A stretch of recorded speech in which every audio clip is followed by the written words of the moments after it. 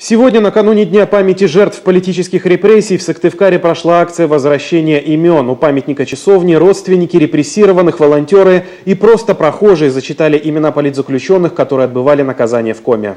Весь подготовленный список за один день зачитать не удалось, однако начало большому делу положено. О старте акции в республике расскажет Таисия Шляхтина.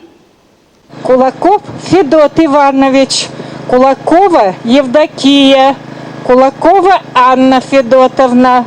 Тети и дяди, братья и сестры. В списке Елены Егоровны Кулаковой 17 человек. Это ее большая семья, которую в 1932 году раскулачили и выслали из Воронежской области в Троицко-Печорский район. Вспоминать тяжелое детство Елена Егоровна не любит, однако сегодня особенный день. Это не жилье было, а ужас один. Барак номер 3, поселок Очаги. Сначала без названия, просто тайга, жили в землянке. Большая землянка, еще следы там есть в этом поселке, только название осталось поселка.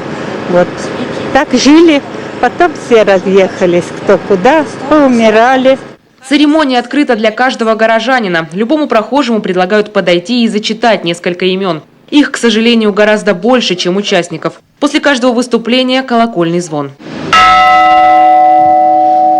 Эти мероприятия чем хороши, это важно, помнить поколениям обязательно, потому что на что могут пойти власти, да, преследуя свои какие-то цели. И важно понимать режим, в котором это все происходит, и важно об этом знать и помнить, и всегда перечитывать, смотреть и вспоминать.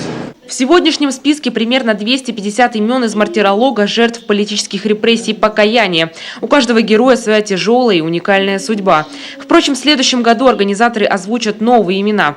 Цель акции – вспомнить всех, кто пострадал в годы репрессий. В мартирологии уже несколько томов, и в каждом 1000 имен. В Коме было осуждено по политическим статьям более 11 тысяч человек.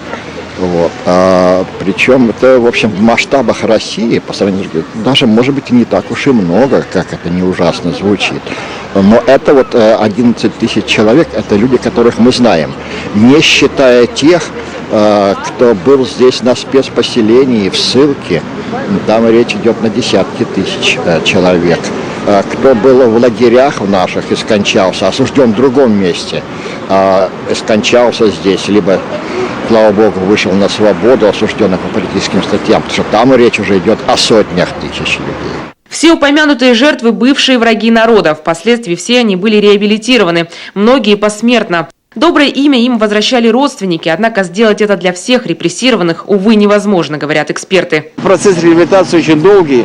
Он проходил несколько этапов. Сначала первый этап – это после смерти Сталина, особенно после 20-го съезда партии.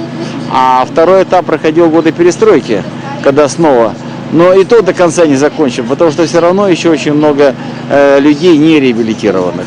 В Коме памятная акция прошла впервые и теперь должна стать доброй традицией. Еще организаторы планируют провести так называемый бессмертный парад по аналогии с бессмертным полком. Однако пока осуществить задуманное сложно. 1000 имен есть, а вот фотографий репрессированных – единицы.